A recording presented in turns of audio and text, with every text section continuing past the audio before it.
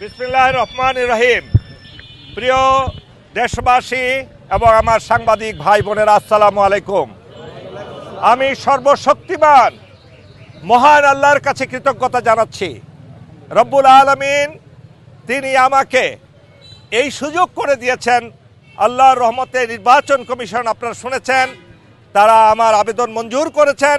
আমি কখনোই ডিফল্টার ছিলাম না, কোনো দিন কোনো ব্যাংক থেকে আমি লোন নেইনি কিংবা কোনো মানুষের কাছেও ধার করিনি।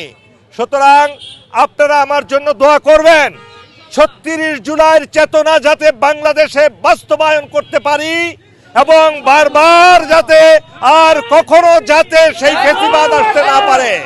আমরা একটা শান্তির দেশ গড়ে তুলব, সাধারণ মানুষের দেশ গড়ে তুলব।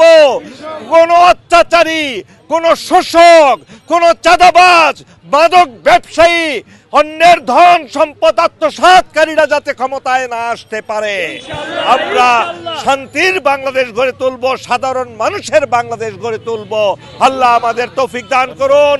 আল্লাহ হাফেজ।